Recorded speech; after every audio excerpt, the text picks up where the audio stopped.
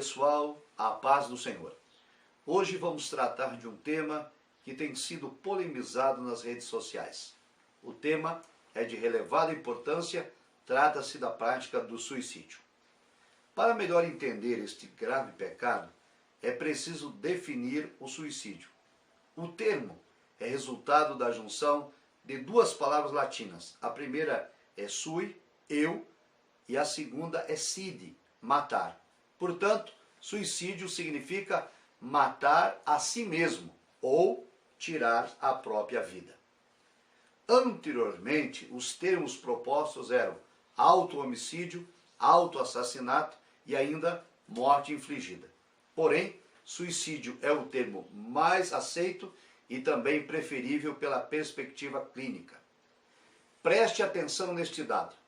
Segundo a Organização Mundial da Saúde, as mortes por suicídio aumentaram 60% nas últimas 5 décadas.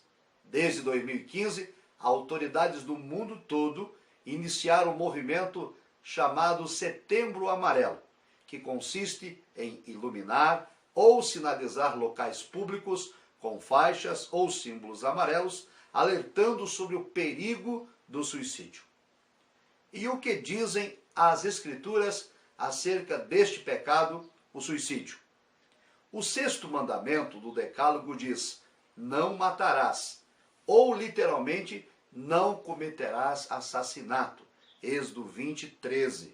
O mandamento que proíbe o homem de assassinar o outro é o mesmo mandamento que proíbe o homem de assassinar a si mesmo. Vejamos então alguns conceitos teológicos acerca da vida. Primeiro, a vida humana é uma dádiva divina e, portanto, pertence a Deus. Segundo, o Criador é quem determina o início e o término da vida, e não a criatura. Terceiro, é Deus quem estabelece quando e como a vida deve cessar, seja por doença, velhice ou por trágico acidente. Quarto, a dignidade da vida humana deve ser protegida e preservada, desde o momento da concepção até o seu derradeiro dia.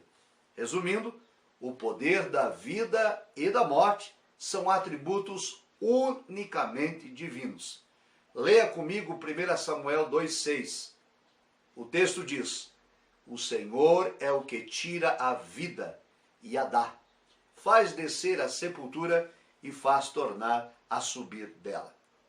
Assim, atentar contra a vida, a sua ou a de outro, é atentar contra a soberania de Deus, o autor da vida.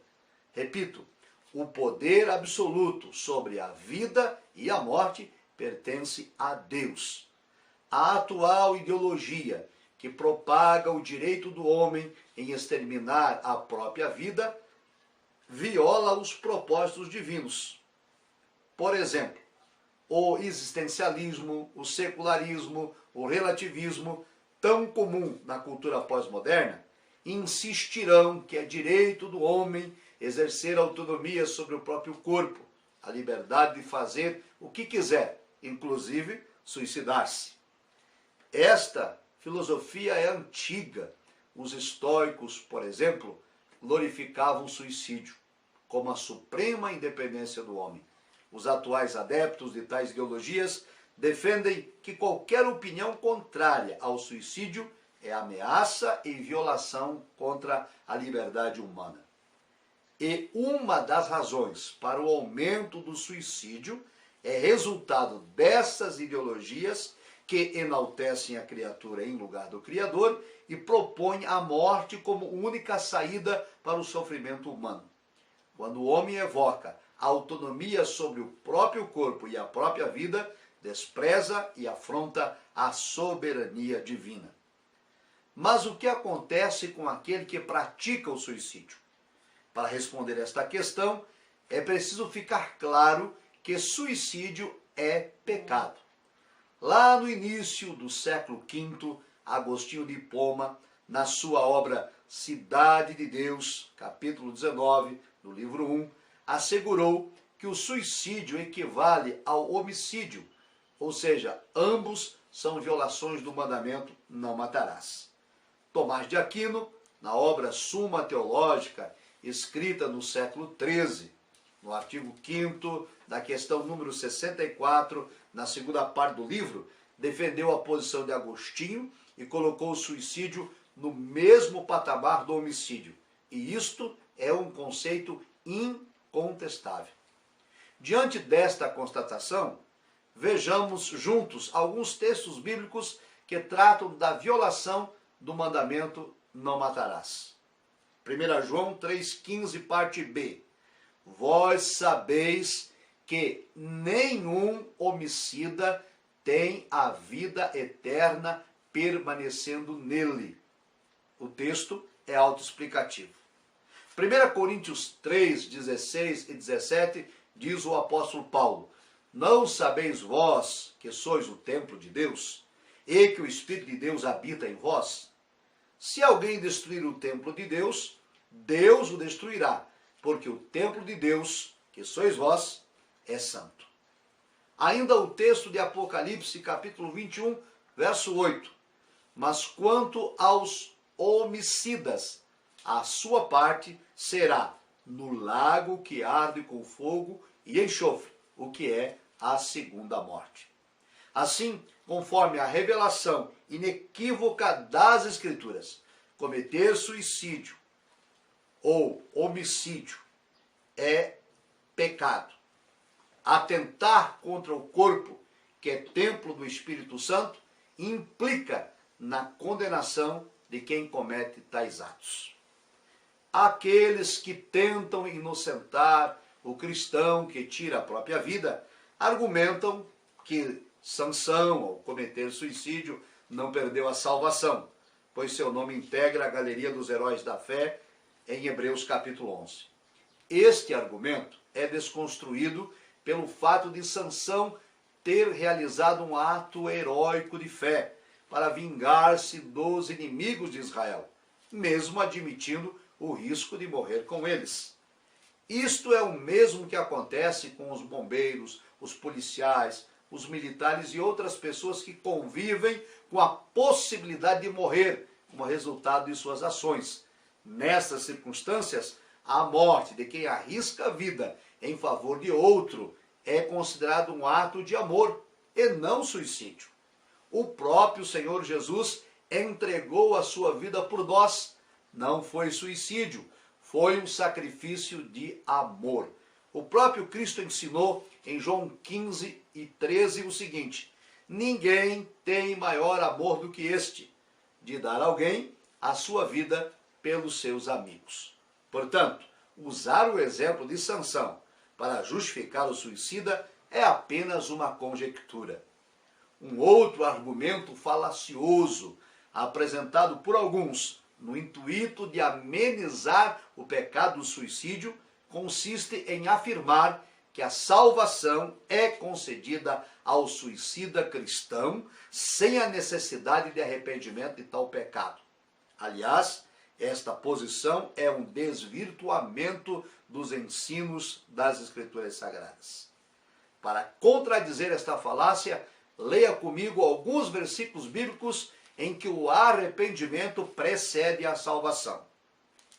2 Coríntios, capítulo 7, verso 10, a parte A diz: porque a tristeza, segundo Deus, opera arrependimento para a salvação. Veja agora Lucas 24, 46 e 47 como um dos propósitos da morte de Cristo. Convinha que o Cristo padecesse e ao terceiro dia ressuscitasse dentre os mortos, e em seu nome se pregasse o arrependimento e a remissão dos pecados. Vejamos agora o texto em que a confissão de pecados é requerida ao pecador. 1 João 1, 9 e 10. Diz assim: se confessarmos os nossos pecados, Ele é fiel e justo para nos perdoar os pecados e nos purificar de toda injustiça. Se dissermos que não pecamos, fazemo-lo mentiroso e a sua palavra não está em nós. Embora os textos bíblicos sejam tão claros, muitos ficam refém do dogmatismo denominacional. Aqueles que discordam que o suicida precisa de arrependimento para ser salvo, costumam ensinar que não importa o que se faça de errado. Quem crê em Cristo não pode perder-se eternamente. Costumam também acusar seus opositores de serem pelagianos, pelo errôneo ensino que qualquer mínimo deslize leva o cristão a perder a salvação. Tais posições são extremas e equivocadas. Deus não requer de nós um estado de perfeição plena. Se assim fosse, a salvação não seria por graça, e sim por obras. Por outro lado, aquele que é nascido do Espírito é nova criatura e não vive mais na prática do pecado, mas sim no processo de santificação, sem a qual ninguém verá a Deus, segundo Hebreus 12:14. Por conseguinte, é preciso entender que a prática do suicídio não é um pecado involuntário ou inconsciente, inerente à nossa fraqueza carnal. Tirar a própria vida é um pecado deliberado, consciente, pensado, premeditado, planejado e executado em detalhes. Ao fazer uso do livre-arbítrio, o suicida intencionalmente decide atentar contra a própria vida na ilusão de acabar o sofrimento e assim afronta a soberania divina. A Bíblia afirma que o Espírito Santo é quem convence o homem do pecado e da justiça e do juízo. João 16:8. Quem comete o suicídio não está convencido desse pecado. Ele resiste à ação do Espírito Santo e decide dar cabo da própria vida. Entendemos o desespero de quem chega a este ponto e reconhecemos que tal pessoa precisa de ajuda e de compaixão, e não de incentivo para suicidar-se. Quem vive tal dilema precisa de libertação. E nós sabemos, pelas Escrituras, que o homem não pode libertar-se por si próprio e que tanto a salvação, assim como o livre-arbítrio, nos foram propiciadas por Deus. Portanto, quem comete o pecado do suicídio necessita que seu livre-arbítrio seja conduzido pelo Espírito de Deus ao arrependimento e assim ser alcançado pela graça salvadora. Lamentamos, porém, que alguns religiosos, no afã de defenderem um dogma denominacional, insistem em apresentar argumentos falaciosos garantindo a salvação de quem comete suicídio e assim, de maneira insensata e inconsequente e até de repente inconsciente, fazem apologia à prática do suicídio. Concluímos então que, primeiro, o suicídio é o último ato da falta de fé na vida de alguém. Segundo, as Escrituras ensinam que a salvação é concedida pela graça, mediante a fé. Terceiro, também afirmam as Escrituras que sem fé é impossível agradar a Deus. Quarto, o suicida, desprovido de fé para o arrependimento de seu pecado, não foi alcançado pela graça salvadora. Porém, no caso do suicida, ser convencido pelo Espírito de Deus acerca de seu pecado e nos últimos instantes de sua vida, tal qual o malfeitor da cruz, por meio da fé, arrepender-se de seu ato, será salvo por meio da graça, o favor imerecido concedido por Deus a pecadores arrependidos. E esclareço, o arrependimento não é obra humana, é obra do Espírito que convence o homem do pecado e o capacita ao arrependimento.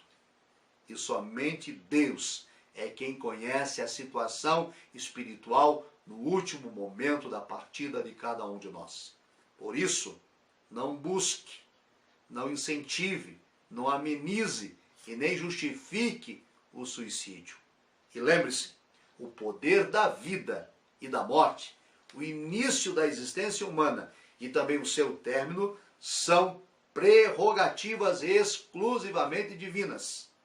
E repito o texto bíblico aqui já citado, 1 Samuel 2:6. O Senhor é o que tira a vida e a dá, faz descer a sepultura e faz tornar a subir dela. Eu sei que alguns vão discordar dos argumentos aqui apresentados. Alguns dogmas religiosos serão evocados, mas eu gostaria de lhe pedir para deixar de lado, por um pouco, as amarras e os pressupostos denominacionais e juntos refletirmos seriamente acerca do grande mal do suicídio. Deus lhe abençoe. Amém.